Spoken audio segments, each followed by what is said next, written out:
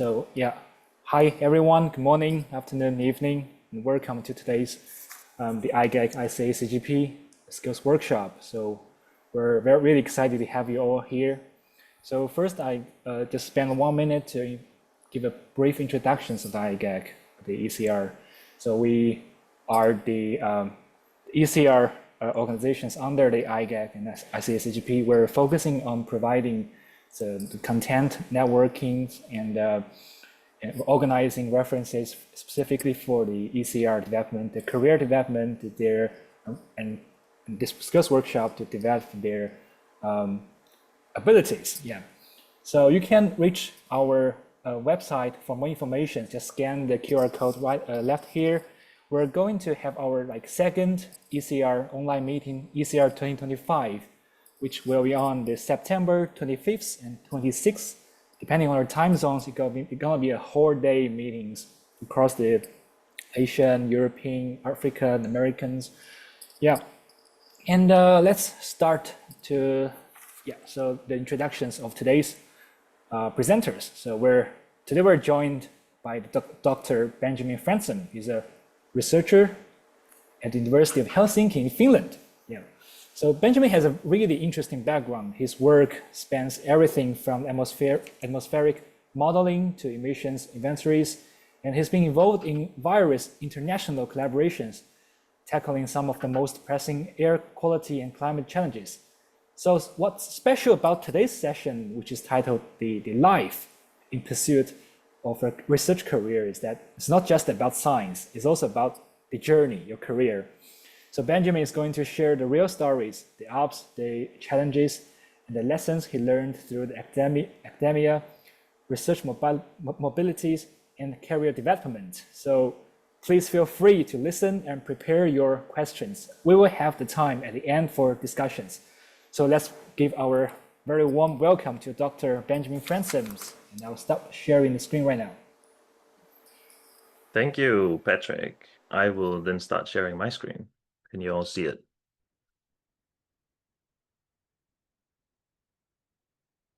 Does it look good? Good, okay. Yeah, so thank you, Patrick. Indeed, I made this talk to focus more on the sort of journey. There's not really any actual science content. It's about sort of the career itself and what I have been doing, what I have not been doing, and indeed what kind of lessons, and maybe a little bit of maybe help you do some self-reflection on your perspectives and what you want to do and what are you doing to achieve your goals. So yeah, let's get started. Let's see, there. So it's very simple. First, I'll just discuss my own career in sort of a summarizing way. And then I will go on and talk about some of the things that I've learned and noticed that you should be aware of, some of the things I've been aware of myself, and some of the things I have not been very good at or aware of in pursuit of a research career. So it's like a little sort of guide on what to keep in mind sometimes.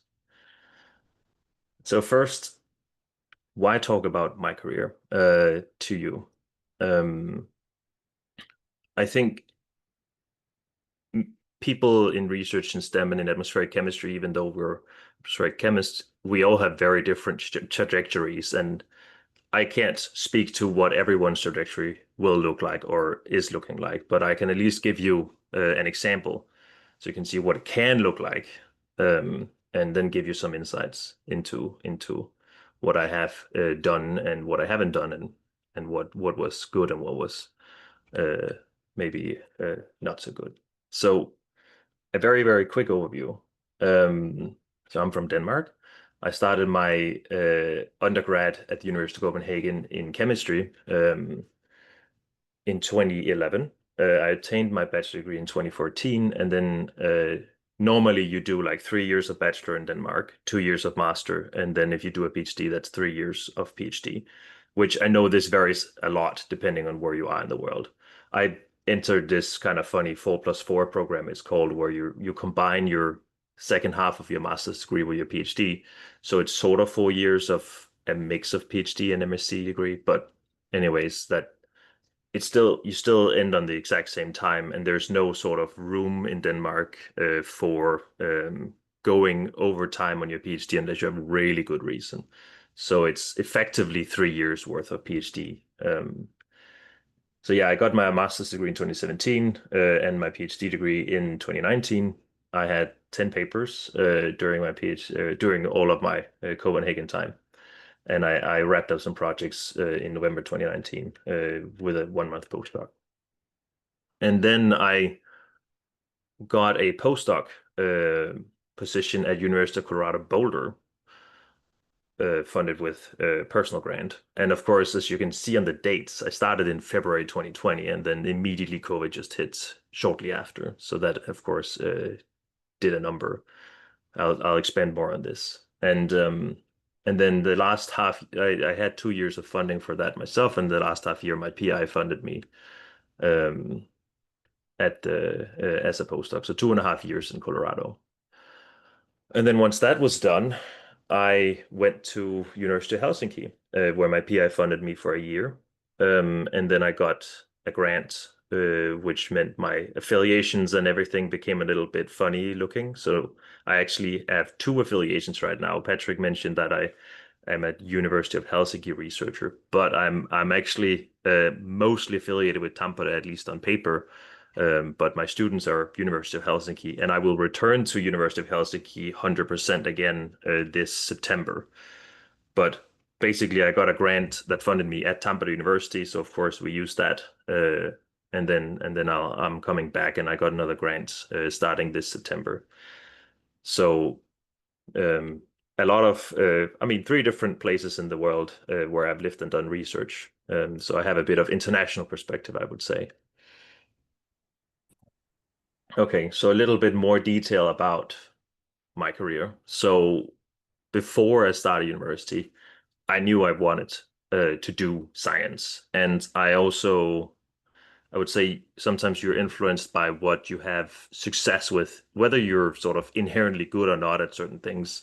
I certainly had some like good chemistry and physics teachers in high school, and I also like doing research and the thought of doing research. So I was very sort of excited, wanted to go to university and do science, just research and science. It's been on my mind. So one thing I did, which I think was good, and this of course varies a lot depending on where you're in the world, but I took a year off from going to school between the Danish high school and which gymnasium, and then go to university. So that year I spent working full time in different temporary positions to financially secure myself, um, so that I would not need to work for the undergrad years at university. And I think that was a really good move. And also it was sort of calm and easy for me to just move to Copenhagen because I'm not from Copenhagen. Um, I had a tough start at university because like in the first semester, I got cancer. Fortunately, that was cured and taken care of. But I would say I had it was not a fun time, even though it was supposed to be. So a little bit of sort of reality hits you hard suddenly. Um, in the second year already of undergrad studies, I asked my PChem professor. I knew I liked physics and chemistry, right? So I wanted to do physical chemistry. Makes sense. So I asked if I could do a summer research project. And again, this is in Helsinki. I've noticed it's quite common for people to do summer research projects. In Denmark, it's not common for people to do that. So a little bit uncommon. But he was like, "Yeah, let's do something." So he gave me a literature study to do, so I could learn something about a topic that he actually didn't know much about, but thought was interesting. And I ended up having the same professor, the same PChem professor, supervise my bachelor's degree, my master's degree, and my PhD degree. Copenhagen. And from the summer project that I did during the summer between second and third year of my bachelor degree, I learned about the Venus atmosphere and what we don't know about the Venus atmosphere, like some of the problems there that we haven't solved. And based on that, and then my bachelor's degree, and then during my PhD, I had a very still my most cited paper breakthrough in something that is really novel. So that was like a very early successful thing, which of course helps you sort of stay engaged. I also had a very, I would say, relatively high output of papers during my PhD, despite, as I said, effectively it's 3 years of PhD. Of course, I did do some research before I started my PhD, but that was sort of on the side of doing full-time, just studying courseworks. And in Denmark at that time, they've changed it now, but at that time we were doing a lot of teaching as part of our PhD. We were sort of obligated. So I had like 800 hours worth of teaching during that 3 years of PhD. That's about 0.75 years worth of full-time teaching. But I had 10 papers with 4 first authorships in that during my PhD. Um, so managed to do a lot. Then I got my PhD, I finished that. Um, the professor we collaborated with in Boulder, I had some papers with this professor already in Copenhagen. She came to Denmark and sat me down and had a conversation about wanting to have me as a postdoc and like a specific project on building an instrument and stuff. I'm both doing theory and experiments, by the way. I'm a bit of a I can't choose, so I do both kind of person. So she convinced me. She only had money for a year for me, but we could apply for grants and then try and go from there. So I applied for a postdoc fellowship well in advance. I know some people, some postdoc fellowships don't allow you to apply before you get your PhD, but I had a defense date, so I could apply. I mean, I set a defense date with my professor, and then I could apply. And you're just like to actually get the money, you need to show proof that you actually got your PhD. So I got that in the summer before I got my PhD, that fellowship. And that's 2 years and a lot of money, which is super nice. I also married my girlfriend at the time, so she could get a J2 visa to join me in Colorado. Otherwise, she would be staying in Denmark. Uh, yeah, then I defended my PhD. I would say one like less glamorous part of this is that, and a lot of people, not everyone, but some people will have this experience, like writing your PhD. I was super burned out. That I was writing this PhD in the summer of 2019, and then my mind was just like completely off for months. I was not doing anything productive. So fair warning that it can be tough. It doesn't have to be tough, but certainly like planning and especially since I didn't know I was supposed to write a monograph, but even I had 10 papers, but my supervisor asked me to, so I did. Um, and that was just the supervisor does that generally, not because of me or anything. So, but like very tough. Uh, but then I at least had like put in there was some gap time between starting the postdoc and finishing the PhD degree. So the official start date was set to be January 1st, 2020, but I still don't know why. But the visa application process to the US was weirdly slow and no communication from them. So I ended up being delayed by a month. Who knows why? So start your visa application process. If you're going to the US, start it very early, not just as early as you think you should be, but like twice as early or something. Because that was really stressful because I honestly didn't know until like a few weeks before that I actually got the visa finally, even though I had the money and everything ready to go on the job and everything. It was ridiculous, to be frank. But so then I enter Colorado, an amazing place. This was a lab focused postdoc. Uh, I had a good start, but then COVID hit, and since it's a lab focused, physically going to the lab where other people might be, that's bad. So I got a way too little work done, honestly, in those 2.5 years. I had to take extra COVID precautions because I had an immunocompromised wife. So I would say I had vanishingly little project progress, and I didn't have any papers in 2021, which obviously sucks if you want to do a research career. My marriage was falling apart. COVID really tested people's relationships for better or worse, mine for worse. And of course, that doesn't help in your sort of productive mindset if your like at home situation is shit as well as your work situation is tough. So I managed to do the thing I was supposed to do for my project towards the end, which is build an experiment and then publish one paper on that. Ideally, this would have been done within I could have built the experiment within the first year, a year and a half maybe, and then published multiple papers. It's a novel experiment, but everything happened a little too late, and you can sort of understand why with all this COVID shit. And managed to do 6 papers, 3 first authorships, 1 was a follow-up from the PhD. So effectively 5 papers from the postdoc, less impressive than my PhD. But if you go somewhere, go to a beautiful, nice place. Colorado is and Boulder is gorgeous with the Rocky Mountains and everything. And I would say nature kept me a little bit sane during that time, just hiking in the mountains and stuff. So okay, so then my project was ending and the PI was retiring. My supervisor in Colorado was retiring. So like continuing was not really on the table. Also with the whole visa thing, you would have to do all kinds of weird application things going on to waive all kinds of demands. So it was not really on the table staying in Colorado, even though it was a beautiful place and built friendships there and stuff. But I contacted my old PhD supervisor in Copenhagen. He informs me my opponent, who was from Finland, was hiring a postdoc at the University of Helsinki. So I just contact him and here's what's up, and he just immediately hires me.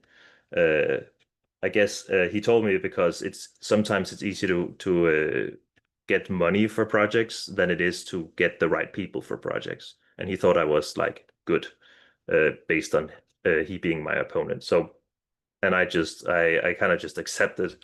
Uh, so then I left the US. I had a quick breather in Denmark and I initiated divorce. And then I arrive in Helsinki and I'm just a mental health wreck. So less glamorous, right? But I think it's important to show that things are not always easy, especially mental health wreck because of the divorce. I mean, that's to be frank, the main reason. I immediately start applying for postdoc grants, and I got one, the Carlsberg, which funds me to go to Tampere. So I get this weird dual affiliation, which I've been having for almost 2 years now, where I'm both in Helsinki and in Tampere, both places in Helsinki. They're like 1.5 hours drive apart. Um, when I start in Helsinki, I'm also very unproductive, and it is the divorce, I would say, and it's also like moving countries, being a new place is tough. You got to be aware of that. I didn't manage to do any papers in 2023 either, and only one in 2024, which is a little bit, I'm feeling the pressure, the publication pressure. But at least, look, I have a nice, beautiful house, and I'm settling in, so I feel a lot better now than I did in the beginning. And I've spent a lot of time writing grant applications. No bite so far, but I am still going strong.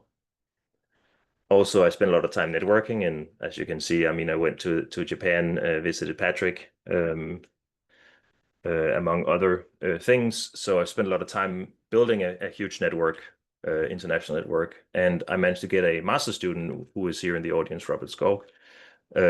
And together we applied. I mean, he applied, but with me, for a PhD scholarship from the department in Helsinki, and he gets it the first try. We were not sure he was going to get it the first try, but just worked out and really awesome.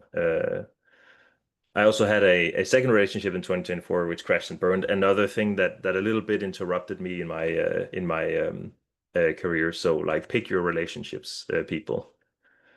And now I'm having an undergrad student starting here. That's Veikko Vainio, who is also in the audience here, which is also awesome. And I would say things are looking a bit up now.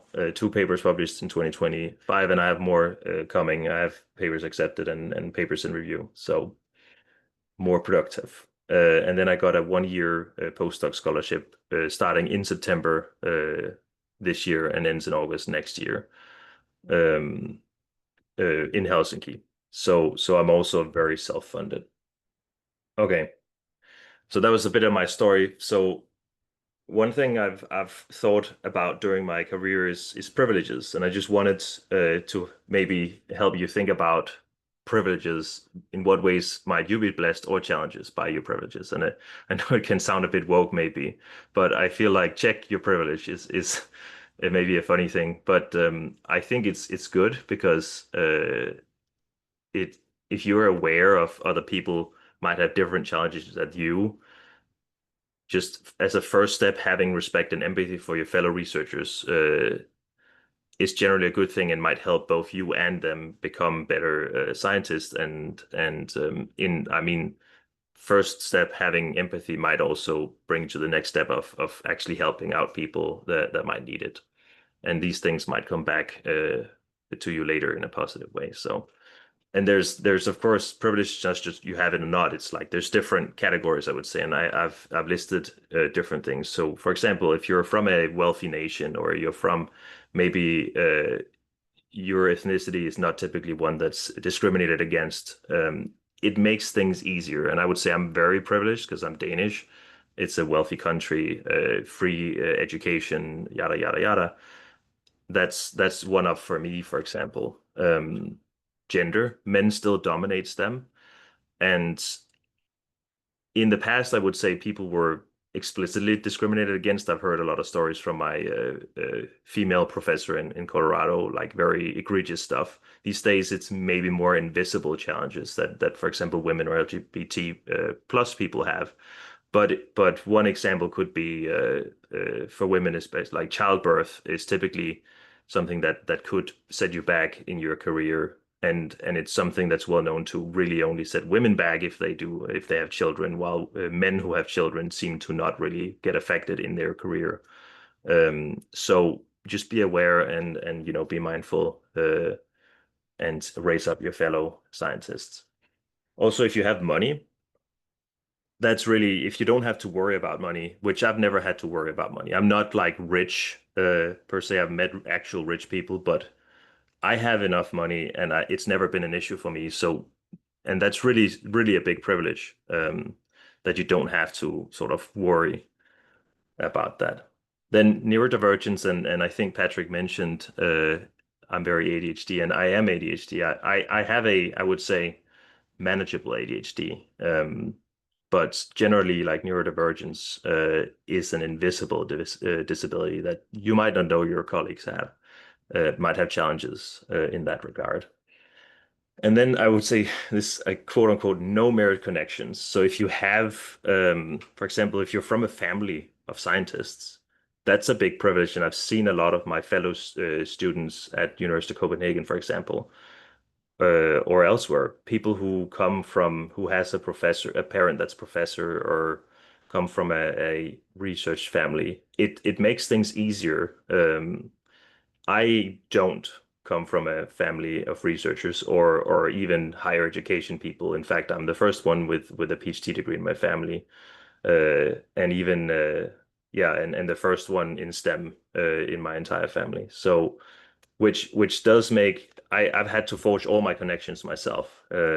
And I've, for example, a good example is I had one of my fellow PhD students in Copenhagen, whose both parents are professors, and she got to go to a very high profile professor in the US for like a research visit, which wasn't really offered to anyone else, but just her parents made that happen, right? So these kinds of things can also be a privilege, while for others they don't enjoy that kind of privilege. So not something, no one needs to apologize for the privilege. That's not what I'm about here, but just sort of be aware that you might be blessed, or some of your colleagues might have challenges in certain aspects. So okay.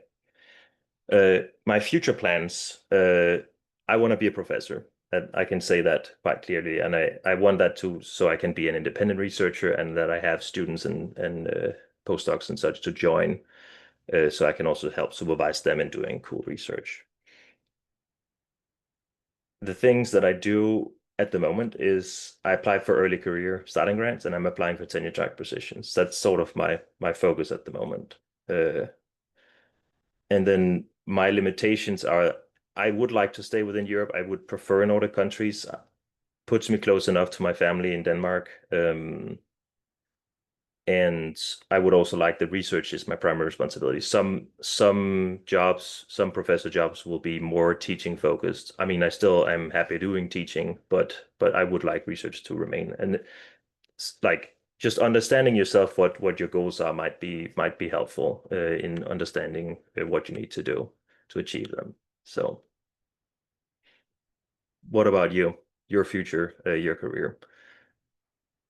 As I've said in the beginning, no two career paths are the same. Neither the pacing nor the route. I know people who are already tenure track who was a PhD student when I was a postdoc, for example, and vice versa. Some people take a longer time.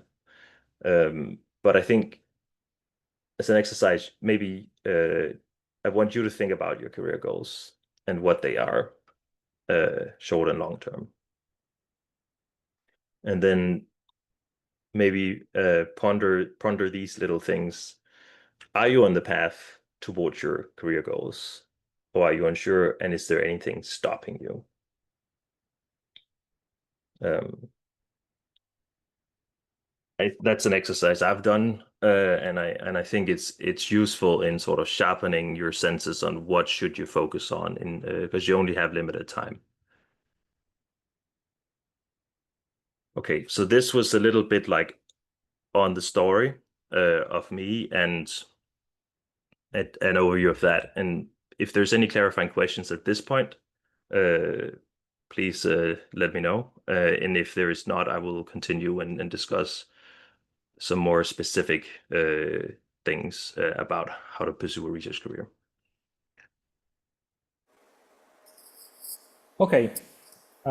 Thank you very much for This your. is this is not the entire person. This was just half of it. So Oh, sorry. yeah. Sorry. So it's just if there's any clarifying questions.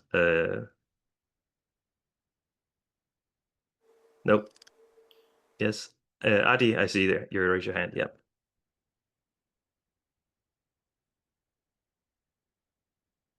Adi Nalam.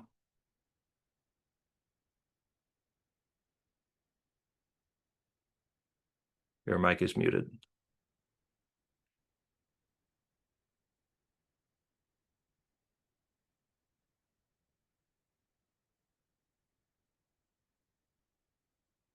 Okay, I don't know. Adi Nalam raised their hand, but I don't know if I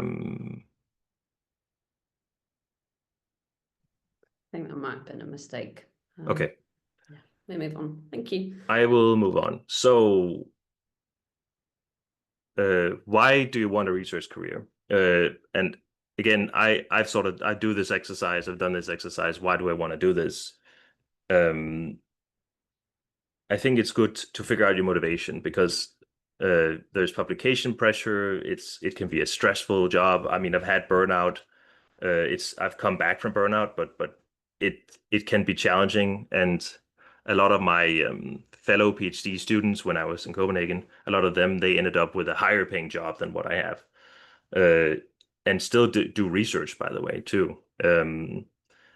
And they are not in temporary positions; they're in permanent positions immediately out of PhD. So, and here in academia, at least coming out of a PhD, you're often finding yourself in a lot of temporary positions, no guarantee to something permanent. So you have to sort of, despite all that want to do it, my motivations are that I don't want any 2 days to be the same. So, and that you can still have that in corporate research, for example, but I enjoy the fact that I can define my own research projects. I can be chaotic. I can have use my creative mind to do what I want. My research, a lot of this is planetary atmospheres, alien atmospheres that I research, the chemistry in alien atmospheres. It doesn't have any obvious commercial potential. There is potential for like affecting specific things like combustion chemistry and such. So it's not like not useful at all, but it is there's no obvious commercial potential to it. But I think like exploring new knowledge and understanding things I have a pure sort of, as I write, nearly infantile level of curiosity, and I'm an explorer. This is really what drives me is that I really want to be at the forefront of knowledge and try and expand and understand things that we don't understand yet. So this is why I'm staying in academia as much as possible. Uh, okay, so then I made a little to do and to don't list. which I'll expand on some of these things in the following slides. So the do's, take care of your mental health. It's really important because otherwise you can't really do the things you like. You should take time off and have downtime. I think a lot of researchers don't. And I think prioritizing good sleep is proven to be good for your brain, so it works better. Have ambitions. Be ambitious and reflect on how to best fulfill your ambitions. So how to pursue your ambitions and apply for grants. Also networking. A lot of my career has been due to networking. Both my postdoc in Colorado and in Helsinki in Finland has been due to networking through my PI's network. I think also building your own network, so engage with other researchers, be social, both professionally and privately. Just build relations. I would say in general is useful. Also outside of your PI's network. Go to relevant conferences, always submit to give a talk. This is something my PhD supervisor told me. We always submit to give a talk, and then if we don't get a talk, we do a poster, and that's fine. I think also keep track of your conference participation. I have not been doing that very well, which is bad. I should have done that. And then I would say plan ahead for your career. Then the don'ts. You should avoid conflicts and negative competition. You should also avoid doing too many projects at the same time. And this is one of those things that I've been terrible at. I do way too many projects at the same time. I start new projects before finishing others. It's awful. Then imposter syndrome is real, and you need to understand that you are good. You might feel that you're shit sometimes. That's imposter syndrome. You think you're not good at what you're doing. You're just kind of impostering into thinking into doing things, and you actually don't understand what you're doing at all. That's not true. You are good. So don't let the imposter syndrome win. Also, do not say yes to everything. This is also in the too many projects at the same time. If you keep saying yes to everything, you'll be overburdened. You can't take care of your mental health. You can't finish things. It's a negative spiral. So learn to say no. Don't neglect your physical health. I've had periods where I've done that, and that sucks. It's just bad for you, and also again destroys your output a bit. Don't sacrifice your dreams for someone else. But also again, if you have relationships, you should also be ready to sacrifice stuff for them. It's kind of a balance of things. But if you sacrifice your dreams for someone else and they don't sort of return anything, then that just makes you resentful and builds resentment, and it's not good for everyone, for anyone. So, and then make sure to take care of your friendships, even when you're abroad. Stay in touch with your old friends in your home country, for example. Was there something in the chat here? You have reached the recording limit. Oh. No, just the AI note taking. Okay. Okay, so yes. I'm just checking the timer. Okay, so I said I want to be a professor. I don't know what you guys want. Might have very different prospects, but I think this graph to the left was one I was shown earlier, and I also dug the other one out to the right. But yeah, most PhDs and postdocs don't become professors. That's just a statistical fact. Most PhDs don't go into postdocing in the first place. So of course, you're already sort of, if you're a postdoc, you already narrowed down a bit. I think maybe this 0.45% is a little bit, the statistic is not necessarily perfectly what this is saying. It's, 0.45% on one graph and then 10% of the other graph. It's maybe somewhere, it depends a lot on the country and what is a professor and all this stuff. But just know that, it's a sort of a narrowing funnel that not everyone makes it through that wants to be a professor necessarily. And I feel like people sort of maybe self-select away from being it. But there is lots of cool jobs outside academia. And I just mentioned some of the things that I know my friends and former fellow students do and work in.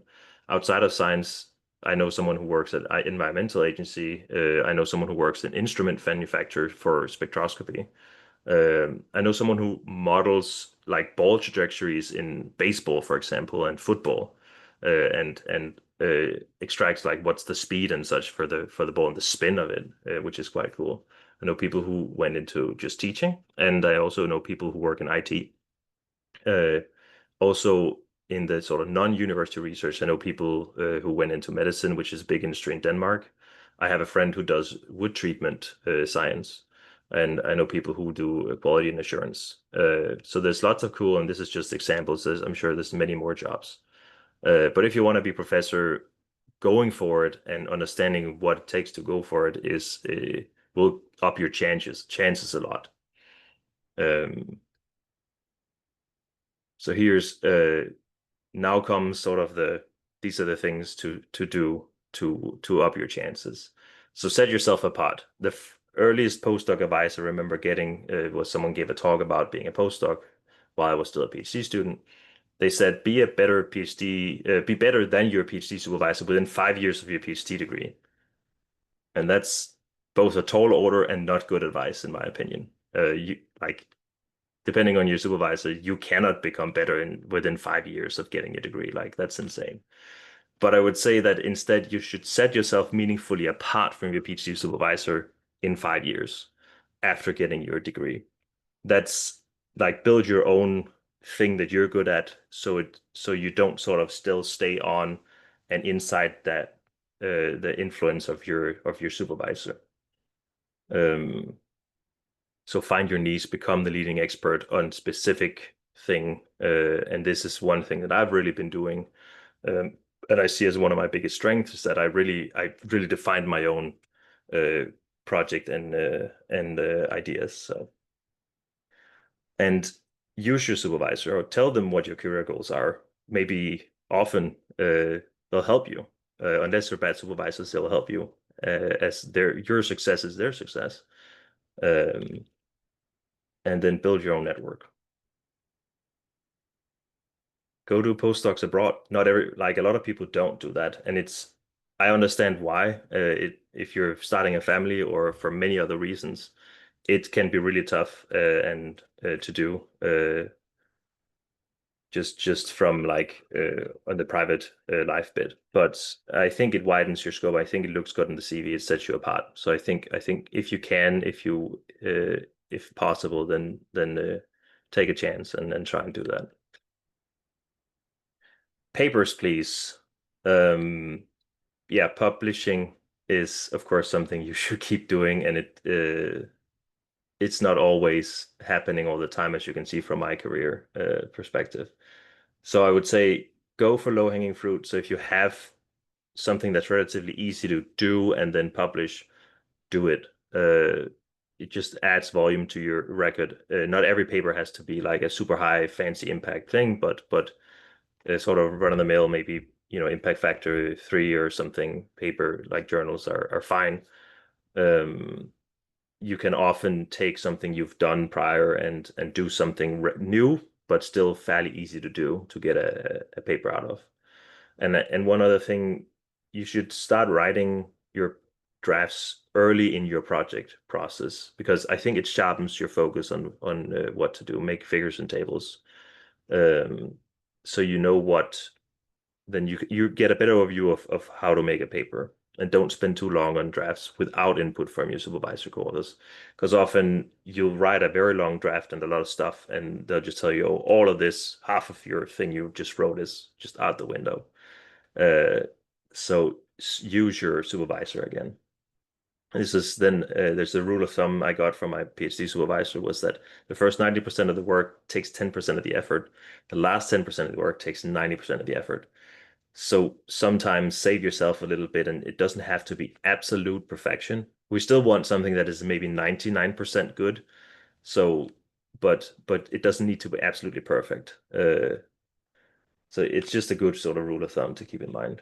And yeah, also review papers. That counts on your CV. I recently learned, so do that as well.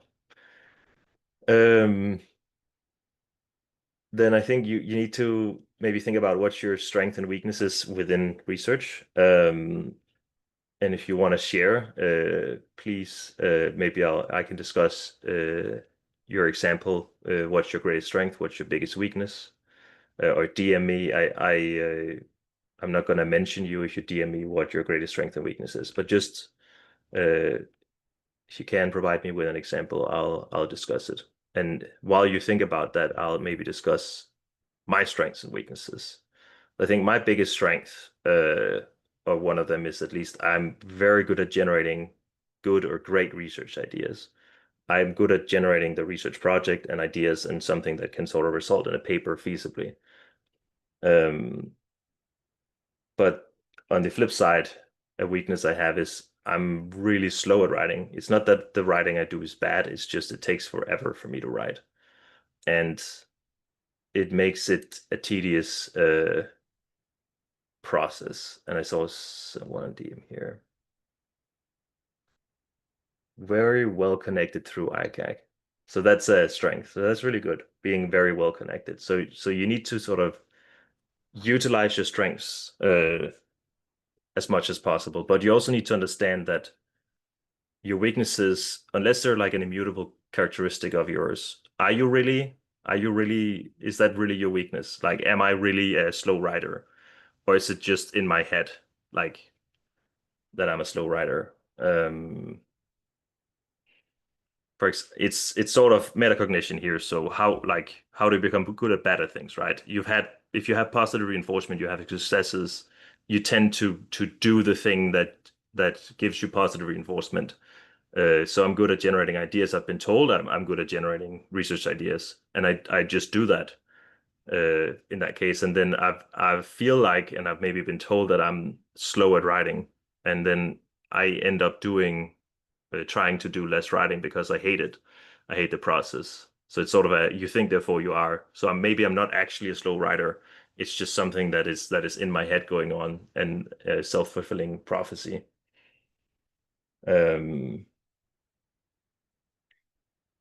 Weakness.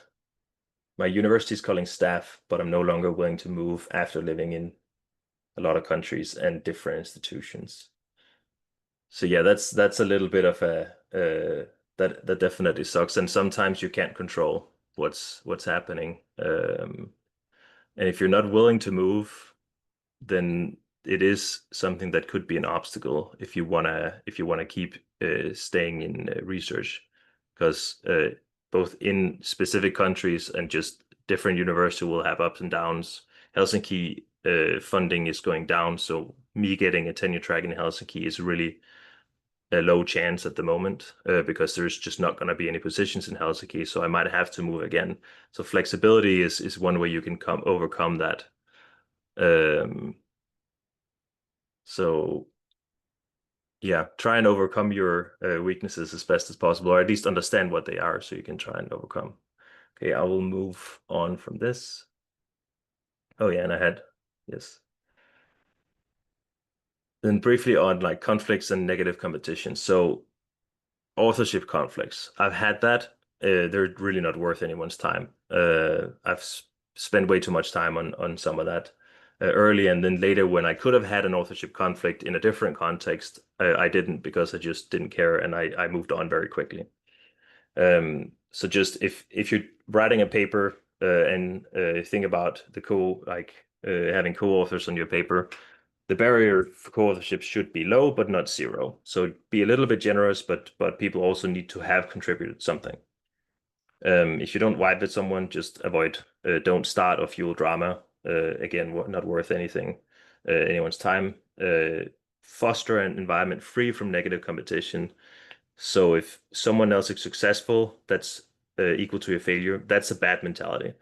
I'm very lucky in that regard that here in Helsinki we have a very positive competition environment, or just no competition. So we see it as someone else's success is your success as well, and typically someone else is succeeding in our department. It benefits us in some ways. So it can be hard if you're in a negative competition environment for you to change that, but I would say just be aware of it. Work-life imbalance. I think this is important for people to understand that overworking yourself decreases your productivity. This is something that's been studied. And rule of thumb, 50 hours a week is like a maximum. Some people pull 80-hour weeks. Maybe it's very different, of course, from place to place and cultures to cultures.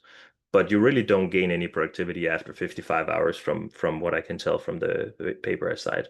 And a 40-hour work week is just fine, and less can even be fine if you need some time. And then try and balance your private life and career dreams. They shouldn't be at odds, but it can be very hard. I understand that. And in my case, the romantic relationships I've had, they were destructive. I was not being respected. My goals and dreams were not being respected, and I was sacrificing some of my own dreams and stuff without getting anything in return for that. So try and make sure that you align what you want with your if you're having a partner, for example.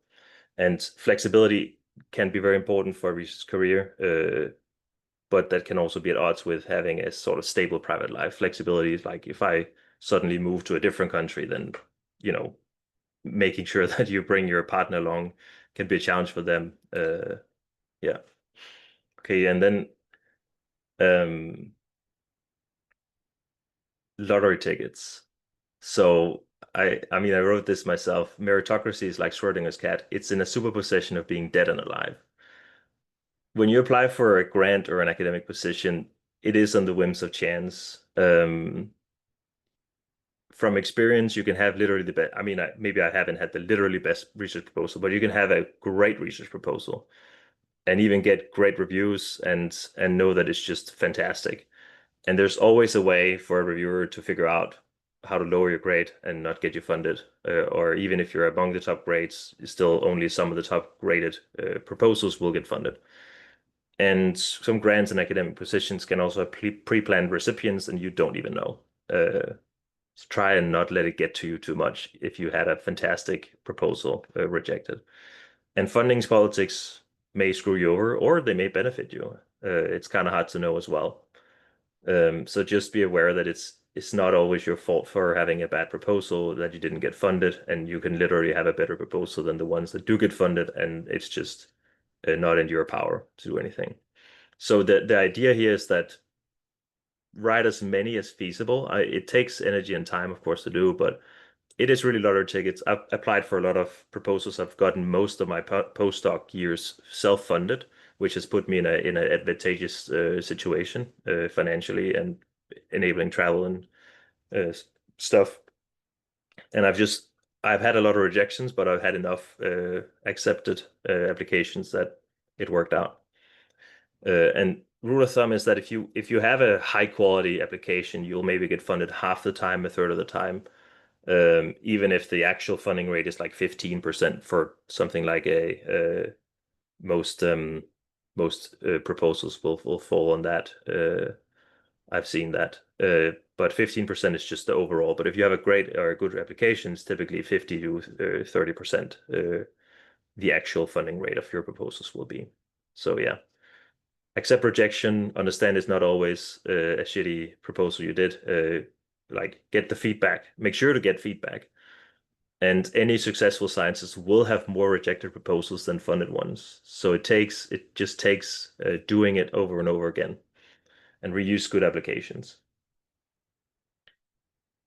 Okay, and then something I've had to learn a little bit the hard way. You got a personal grant and it's very confusing. So congratulations if you have gotten a personal grant. I've gotten for 5 postdoc years, 3 grants in total. So I know what I'm talking about. You got to figure out the terms of the grant. An international grant, you want to avoid the university taking overhead if you can, because that just takes money out of what you can use it for. The first grant I got, I messed a lot of stuff up in grant reporting. I didn't do it on time. Make sure to do your grant reporting. Also, if your grant, sometimes they include money for travel, even though they get paid out to your bank account.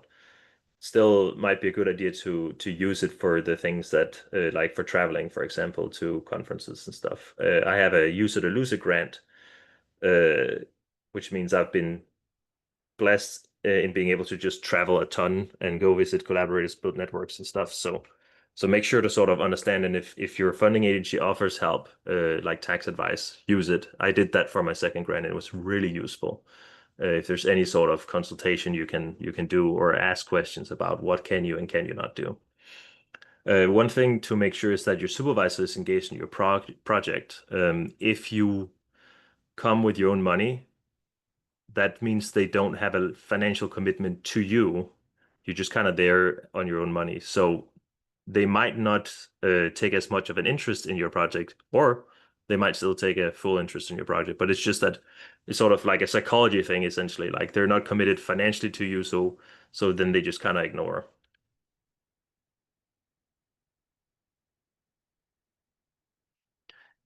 Yeah, avoid overheads is very tricky. I've been able to do that, fortunately, but yeah, it's not always possible to avoid overheads. But there are sometimes you can, and I've been able to do that legally, not without doing anything wrong, by the way. So okay, so one of the things that is causing me stress, and it sucks, and it's just fact of life at this point, unfortunately, but I think it helps being aware of the years after PhD clock that's ticking.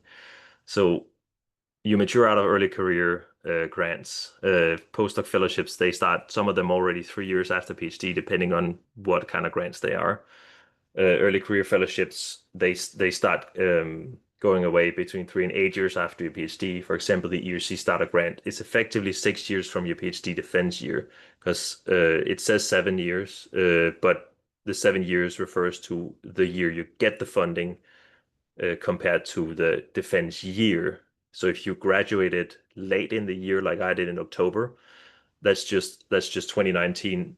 Like it's the same as someone in January 2019 for that. But yeah, 3 to 8 years is a typical time frame. 8 years is like the sort of maximum early career thing you can have. And I just recently I'm looking at some tenure track positions, and they had a maximum number of years after your PhD, which I found a little bit insane. But like that's apparently also a thing, and it adds pressure. So if once I reach that magic 8, 9 years out, then I can't do any early career stuff, even if I don't have a tenure track anywhere or anything. So then I have to compete with people who have can have infinitely more experience than me.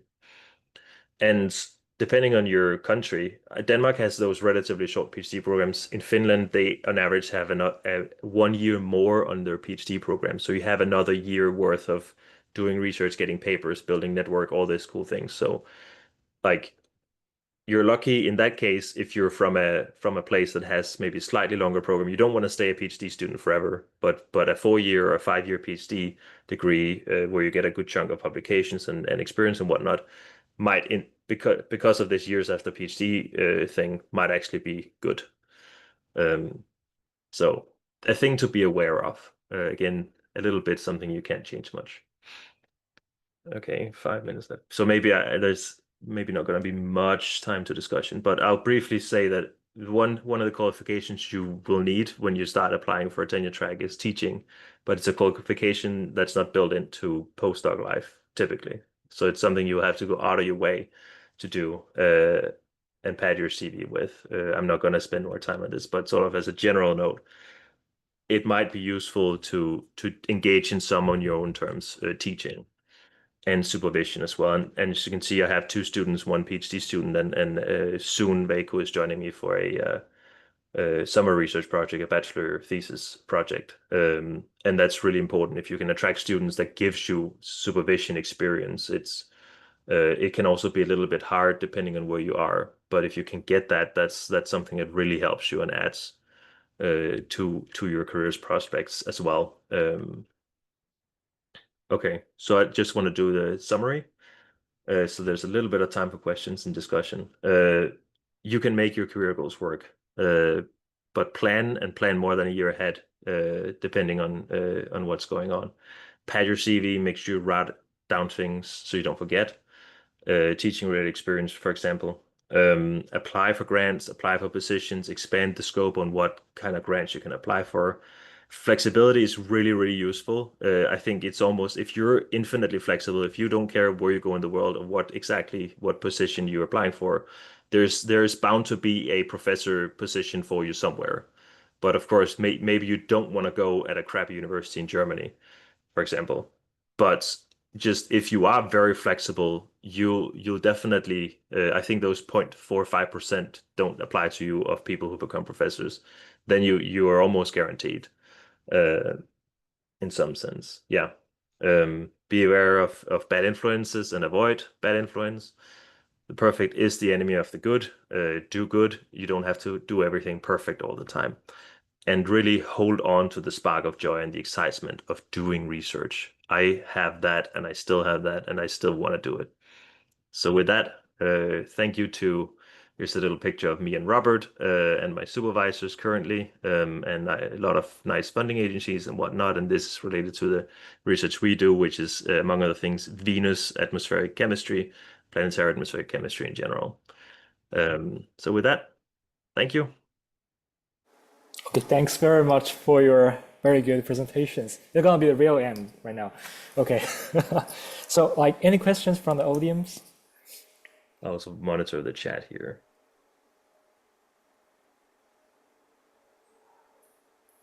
Yeah, Tamron Hamilton said that this is very valuable information. It seems a lot of this unspoken piece to the puzzle. Yes, that's also what I've noticed. These things I just kind of happen upon many of these facts that you just you don't know from the get-go. Yeah. Actually, I have a personal question. So Yeah. you mentioned you moved to different countries, and right now you're kind of like decided right now in Finland. So how did like moving to Finland shape your scientific perspective or like research goals after you experienced so many things? I mean, it just added more perspective. I don't think it did anything. I don't think it was like a revolution necessarily on my perspectives, but it's another research environment. It's another way to do things in Finland. It's another slightly different culture. I think the environment specifically where I am, it's a bigger group than what I had in Colorado, for example. So I enjoy that. I think it's a very positive environment. There's no negative competition at all. We're very good at sort of sharing funds, sharing successes in Helsinki, and I think that's really what we have here in our floor, at least at the Department of Chemistry, Molecular Science department. We have such a positive environment where we bring each other up and help each other out. That's something to model. That's really something you should try and use because it benefits everyone. I see. Yeah. And that's not usual. That's not that's not everywhere. That's not how it is everywhere. It's kind of a privilege. It's a privilege. It's absolutely It's a privilege in Finland. Yeah. So you also mentioned that you have some overpacked earlier careers, like you mentioned, and right now you decided to do something different. So is there any other suggestions that you wish you had known earlier in your career?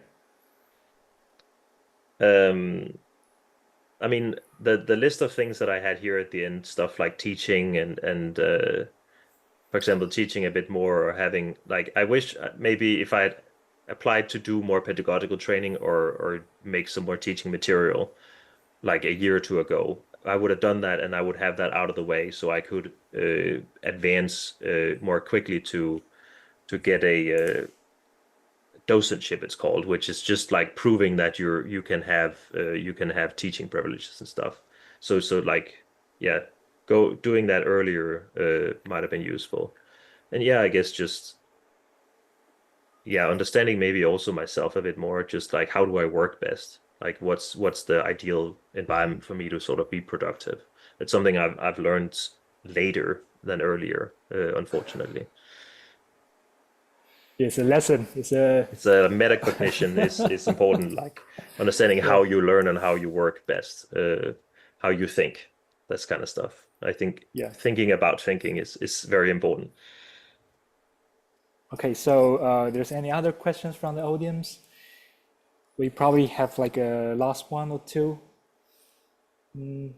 See, Kunku, put up Oh, your hand. yeah. Can you hear me? Yes. Yes, perfect. Okay, thanks for your wonderful talk. And one thing I might be missed is, are you focusing on the same topic during your career, or just try to learn new techniques or try to research for new topics during the postdoc?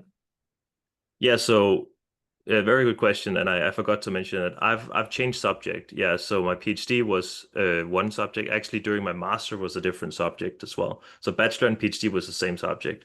Then my first postdoc was a very different subject and a different method, a different experiment entirely. So I learned something new for my first postdoc. My second postdoc here in Finland is also different.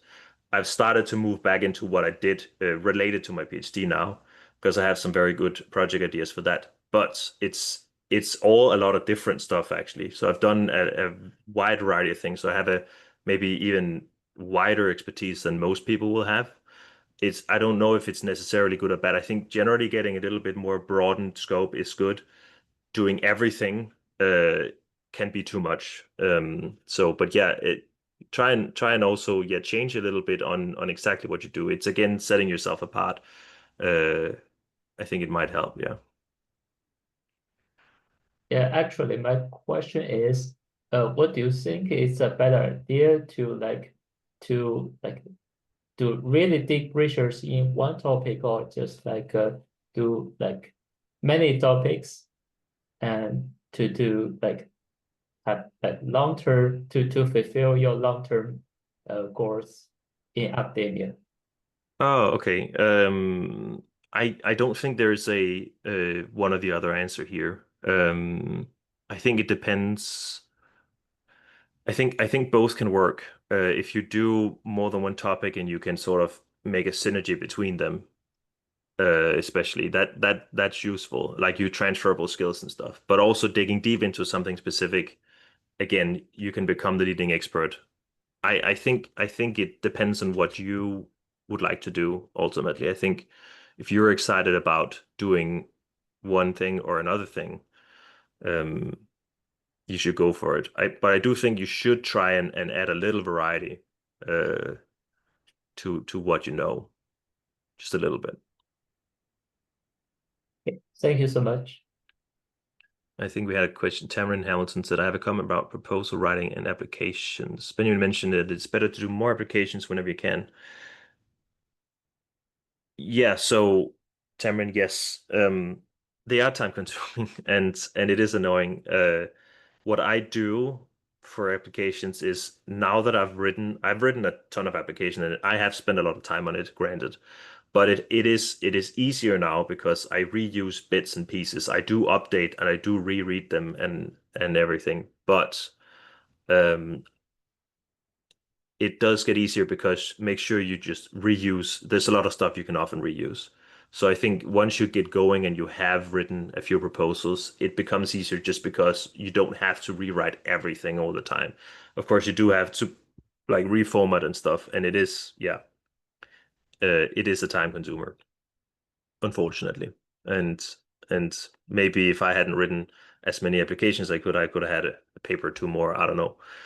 So yes, unfortunate. It's one of those realities you have to contend with as a researcher, if you want to be successful in the long run. Getting writing proposals and getting grants is a good thing for a CV. It is a good thing. It makes a lot of things easier in your research career, if you get those things, but it does take time. And I think there often universities will have some kind of resources for application writing. I have not been using that a lot, but I'm using my supervisors to help.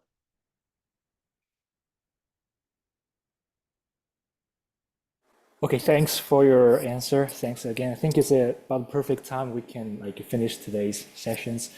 Yes, thanks again for the Dr. Benjamin Francis for your good presentations. For welcome your two students. Like robot and the vehicle, if I pronounce it right. And for all the audience today, thanks again. And I think we should stop right now. Yeah, and if you have stop some here. questions Yeah. that come up in your head later, just email me. You can see my 2 emails here. I'm open for emails. If you forgot to ask your question. I think there's one more, Kwabena. Can we take one more question, Kwabena? Yeah, sure. Or was that? Oh, that was a wave. Sorry, that was just a wave. Sorry. Never mind. Yeah. Okay. I'm not So I used to think I the should, Zoom. Yeah. Stop the recording right now.